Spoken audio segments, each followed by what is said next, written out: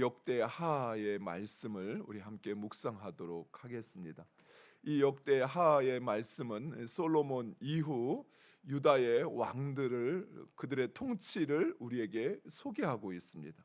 특별히 역대하는 바벨론 포로 생활을 마치고 고향으로 돌아온 유대 사람들을 위해 기록된 것이었습니다.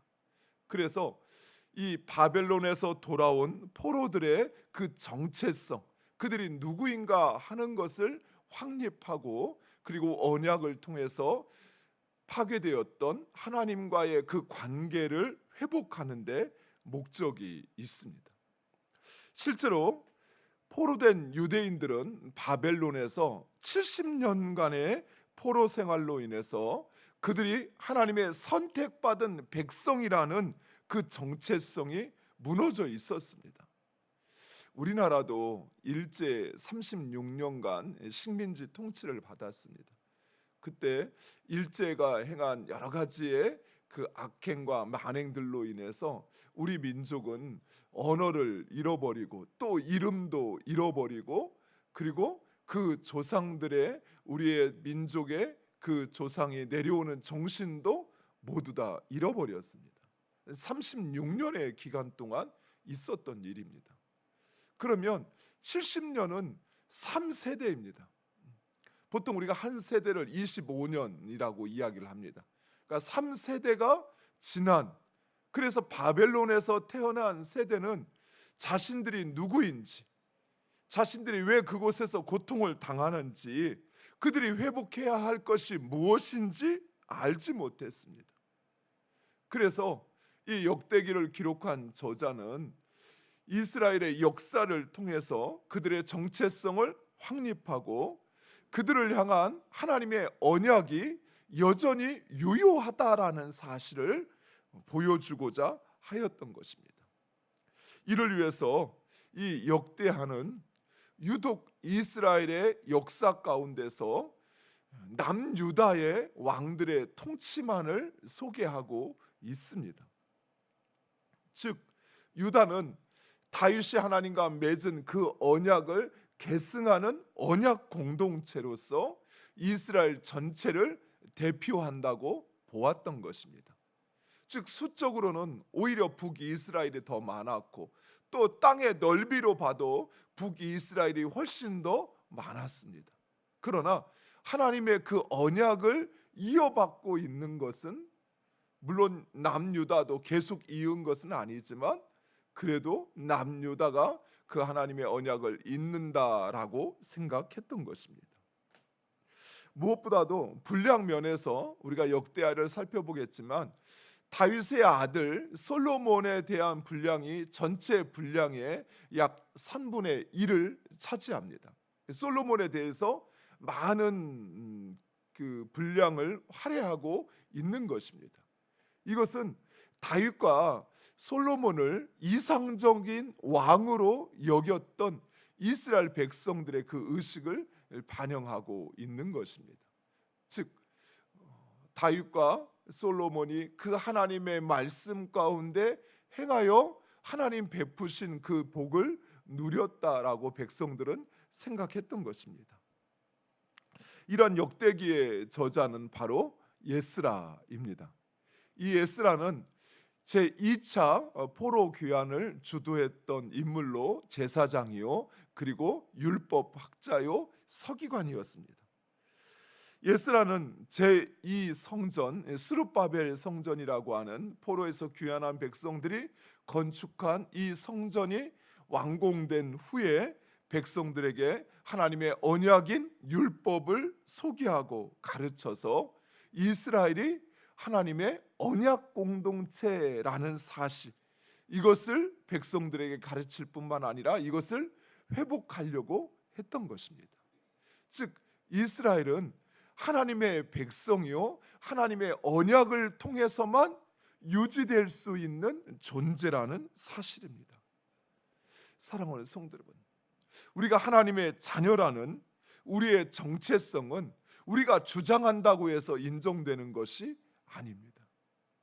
나는 하나님의 백성이야, 나는 구원받은 하나님의 선민이야 라고 우리가 말한다고 해서 유지되는 것이 아니라 하나님의 언약인 하나님의 말씀을 지킴으로써 우리가 하나님의 언약 백성이 되는 것입니다.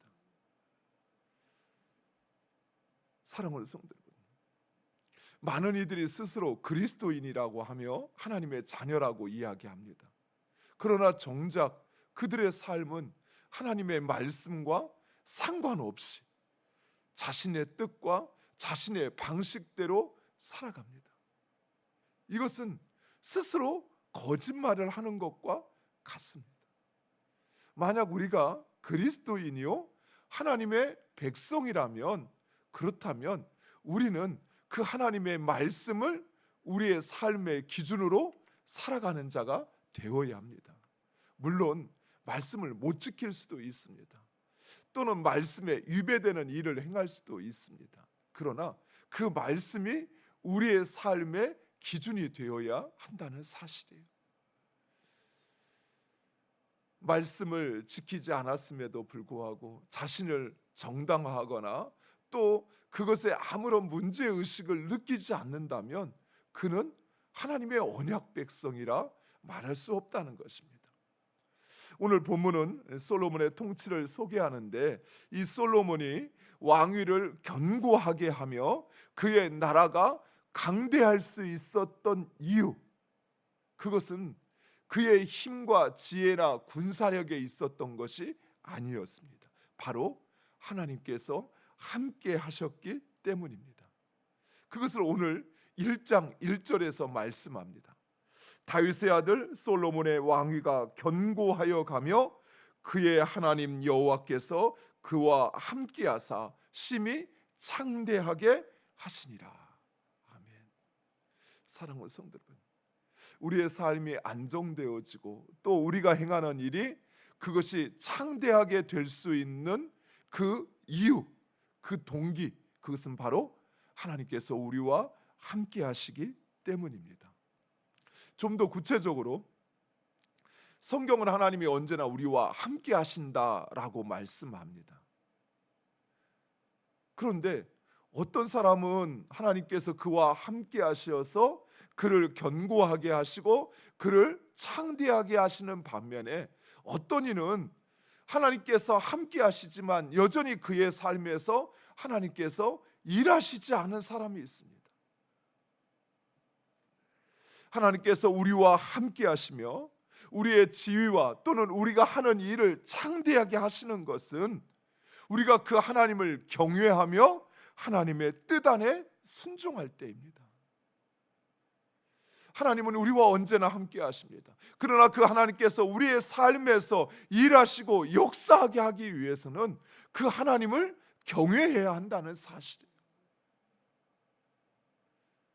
하나님을 말하지만 그러나 그 하나님이 어떤 분이신지 알지 못해서 그 하나님을 두려워하지 않는다면, 그리고 그 하나님의 말씀에 순종하지 않는다면 하나님 우리의 삶에서 일하시지 않는다는 것입니다. 이러한 원리는 이미 다윗의 통치를 통해서 우리에게 분명하게 확인된 언약의 원리입니다. 다윗이 하나님의 뜻 가운데 행하고 그 하나님을 경외할 때 하나님은 그게 행하는 일을 형통케 하셨습니다. 하지만 그가 하나님과 함께 하심에도 불구하고 그 하나님을 두려워하지 아니하고 자신의 지식과 자신의 방법으로 행할 때 하나님은 오히려 그의 자리를 흔드셨고 그의 나라를 위태롭게 하셨어요. 솔로몬과 이후에 등장하는 그 왕들을 판단하는 기준 역시 바로 이것이었습니다. 하나님을 경외하고 그리고 그의 말씀에 순종하는 왕들, 그들은 하나님께서 그 왕위를 견고하게 하실 뿐만 아니라 그 나라를 창대하게 하셨습니다. 그 아버지로부터 어떤 나라를 물려받았느냐라고 하는 것은 그리 중요하지 않았습니다. 물론 그것도 중요했지.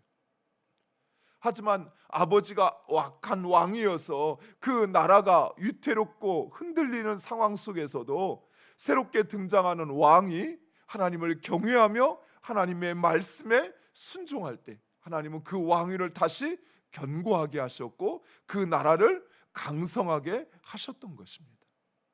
사랑하는 성도 여러분, 우리 역시 마찬가지입니다. 우리가 물려받은 것이 아무것도 없어도, 우리가 부모로부터 우리의 삶에 받은 것이 아무것도 없어도 우리가 그 하나님을 경외하고 진정 하나님을 두려워하며 내 삶의 주인이심을 인정하고 하나님의 뜻 안에 순종한다면 하나님은 우리를 높이실 것입니다. 우리를 강성하게 하실 것입니다. 실제로 솔로몬 역시 성전을 건축하기 전부터 백성의 지도자들과 함께 여호와의 언약궤가 있는 기브온 산당에서 제사를 드렸는데 솔로몬은 1,000마리의 희생 제물을 드렸다라고 말씀하고 있습니다. 당시 성전이 완공된 상황도 아니었고 그저 장막에 있는 놋제단에서 제사를 드리는 상황이었기에 1,000마리의 희생 제물은 결코 작지 않은 양이었습니다. 그 1,000마리의 희생 제물을 일일이 잡는 것만으로도 여간 수고롭고 힘든 일이 아니었습니다. 더욱이 오늘 본문에 보면 솔로몬은 보상을 바라고 드렸던 것이 아니었습니다. 오직 하나님에 대한 감사와 신뢰로 1,000마리의 희생 제물을 드렸던 것입니다. 즉 솔로몬은 여호와를 경외하는 사람이었습니다. 사랑하는 성도 여러분, 우리가 하나님 앞에서 무엇인가를 드리고 무엇인가를 행할 때 우리의 마음이 이래야 합니다. 대충 얼렁뚱땅 한번 때우는 식의 그런 식의 예배나 그런 식의 헌신이 되어서는 안 돼요. 내 전부를 드리는 것이 돼야 돼요. 내 모든 것을 드리는 것이 돼야 돼요. 얼마 전에 그 밥사랑 공동체라고 하는 우리 교회 성도님들 몇 분이 봉사활동하는 노숙자들에게 또 어르신들에게 그 밥을 지어서 도시락을 제공하는 그 봉사하는 교회 만나 교회에 함께 말씀을 전하러 간 적이 있습니다. 참 예배를 드리면서 정말 우리도 지금 우리 성도님들의 머리는 다 대부분 검은 머리인데 한 80여 분 정도 이렇게 모여서 예배를 드리는데 모두 다 하얀 머리, 모두 다 80대 이상 되어 보이시는, 그렇지 않으면 노숙자들, 신발도 제대로 신지 않은 그런 분들이 모여서 같이 예배를 드리는데 그 예배를 인도하는 그 목사님을 보면서 제가 너무나도 큰 감동을 받았어요. 목사님이 아침부터 그들을 위해서 밥을 짓고 그 반찬을 만들고 그 일을 하냐고 땀이 범벅이 돼 있어요.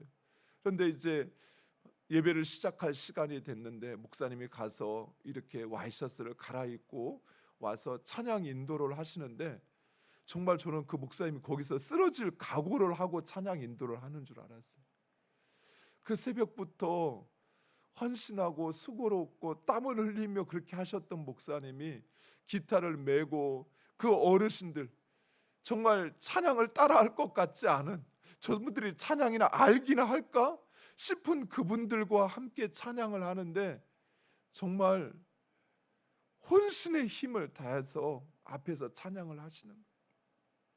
찬양을 한 30분, 40분 정도 찬양을 앞에서 인도하시는데 처음에는 어르신들이 박수도 안 치고 찬양도 따라하지 않고 그렇게 하다가 한 15분 정도 지났을까요? 그 80대 이상 되시는 어르신들, 그리고 술로 담배로 그 냄새가 아주 푹푹 쪄드는 그 노숙자들이 박수를 치고 손을 들고 찬양을 하기 시작하는 거예요.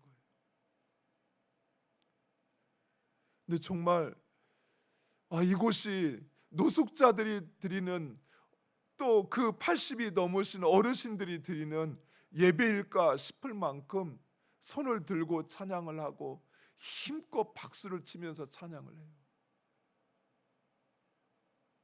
그 목사님의 하나님 앞에 서서 행하는 그 모습이 성도들에게, 그곳에 있는 사람들에게 전해지는 것만 같았어요. 사랑하는 성도 여러분, 우리가 어디서 예배 드리느냐라고 하는 것이 중요할까요? 몇천 명, 몇만 명 들어가는 그런 대공연장과 같은 예배당에서 예배 드려야만, 그래야만 그 예배를 하나님께서 받으실까요? 하나님이 원하시는 예배가 무엇일까요? 그 예배는 진정 그 하나님이 내 앞에 계심을 알고 그 하나님 앞에 두려워함으로 자신의 모든 것을 드리는 예배이지 않을까요? 사랑하는 성도 여러분, 우리 예배가 그래야 합니다. 우리의 헌신이 그래야 합니다. 적선하듯이 그렇게 하는 그런 헌금이 아니라 그냥 대충 때우듯이 하는 그런 헌신이 아니라 정말 그 하나님 앞에서 나의 모든 것을 이 시간이 마지막인 것처럼 그렇게 드릴 수 있는 그 헌신, 그 섬김, 그것이 진정 하나님을 영화롭게 하는 예배요, 하나님이 받으시는 예배인 것입니다. 사랑하는 성도 여러분, 우리가 그래야 합니다. 내가 한순간을 단 한 번의 예배를 드린다 할지라도 진정 살아계신 전지전능하신 하나님, 그 하나님 앞에 두려움으로 드릴 수 있는 우리의 예배. 오해하지 마세요. 우리 목사님 헌금을 많이 드리라고 하는 이야기일까? 저는 그렇지 않아요. 단돈 몇백 원을 하나님 앞에 드리더라도 그것이 내 전부였던 그 두렙돈의 여인의 헌신이 우리에게 필요하다는 사실이에요. 오늘날 우리는 너무 편의적으로 바뀌어져 버렸어요.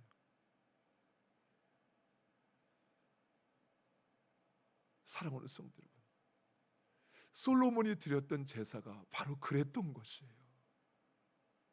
왕이었으니까 충분했겠지, 그것이 아니었어요. 그가 하나님 앞에 두려움으로 드렸던 예배는 1,000마리의 희생 제물도 부족했던 것입니다. 이후에 솔로몬은 원하는 것을 구하라는 하나님의 말씀에 두 가지를 구합니다. 첫 번째, 오늘 본문을 자세히 보시면 다윗의 왕조가 영원히 견고히 서기를 간구합니다. 두 번째, 하나님께서 맡기신 하나님의 백성들을 올바르게 다스릴 수 있는 지혜와 지식을 구합니다.